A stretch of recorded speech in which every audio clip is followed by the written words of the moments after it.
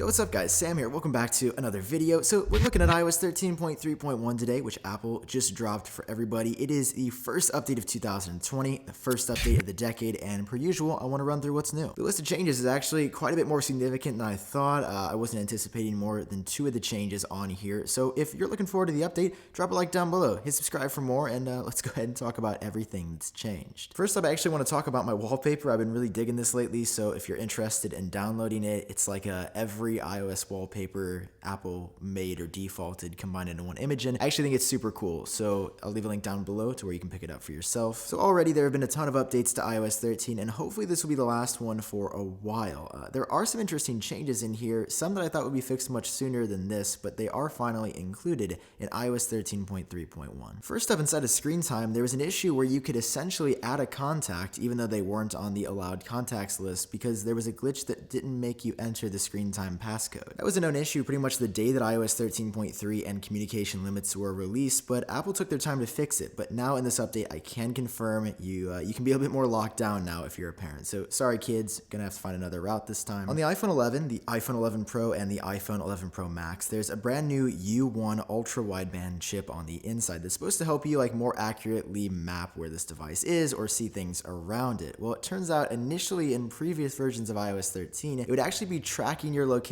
even if you have location services turned off. After word came out that that was happening, Apple confirmed that they would include a fix for it in an upcoming iOS update, and sure enough, it is here.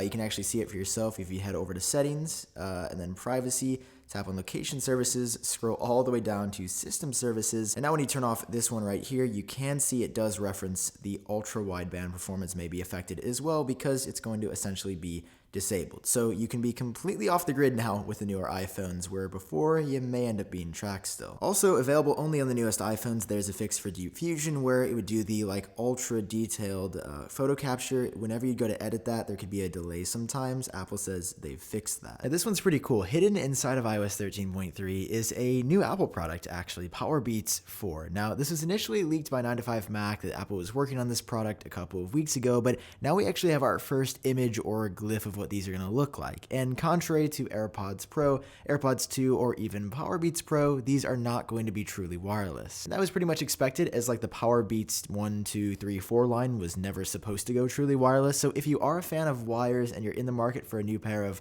Powerbeats, I definitely say hold off a little bit longer, probably within the next month or so, since these images and potential support is now baked into iOS 13. They're going to be dropping pretty soon, but of course no exact release date just yet. Now the Mail app has been plagued so much since iOS 13 has been released, even though I feel like internally not that much has changed. It essentially feels to me like the same Mail app from last year, but there's been so many issues that Apple continues to address, and this update is no different. The first was a setting that just didn't work when you had load remote images disabled.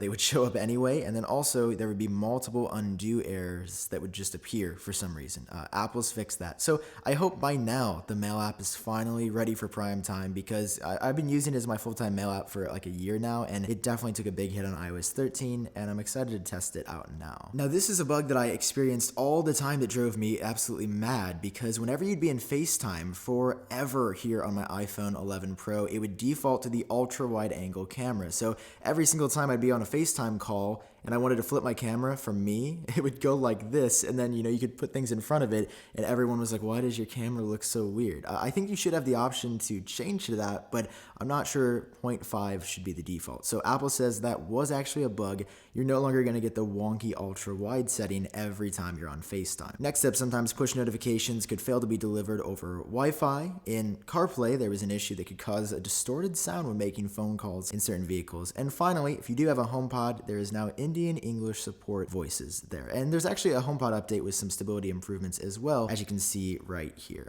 There's also an Apple Watch update out today and a macOS update out as well, and I believe one for tvOS too. So pretty much all of your devices are in need of an update, and in my experience, you should definitely go for it. They're incredibly stable, just because again, this is a bug fix update that Apple had in testing for a long time. And there's even more too. There's some pretty big security updates as well, including some lock screen bypasses that Apple has addressed. So you can read through this as well. These are the security changes. I will leave them linked down below. Good to see that Apple's rolled all of these in here. I wasn't actually aware of the fact that all of these vulnerabilities existed, but Apple's addressed them. So probably good that we're hearing about them post-fix rather than pre-fix. So that's what was new on iOS 13.3.1. Now taking a look at iPadOS 13.3.1, not nearly as many changes, only 5 here. The communication limits passcode bug has been fixed. 2 issues with mail have been addressed. The push notification Wi-Fi bug, and finally, Indian English Siri voices are available on HomePod. And that's the end of the story here. Aside from that, the battery life on this update has been really great. And finally, per usual, let's go ahead and take a quick look at performance. So comparing my newest score on 13.3.1 to 13.1.3, the scores are pretty consistent. I don't think there's been any significant boost here. It seems to be about the same. And that's largely the story of iOS 13.3.1 as well as iPadOS 13.3.1. Per usual, I'd love to hear your thoughts on the update down below. Are you going to be updating? Are you looking forward to it? Or are you more looking forward to iOS 13.4, which Apple has actually already confirmed is in the works, but at this point we have absolutely no idea when or what it will include. It's totally up in the air because iOS 14 is coming out in beta form in June, so what Apple will change between now and then, it's still a mystery. So that's all I have for you in today's video. Hope you enjoyed it. Hope you learned something new. If you did, drop a like down below, hit subscribe for more, and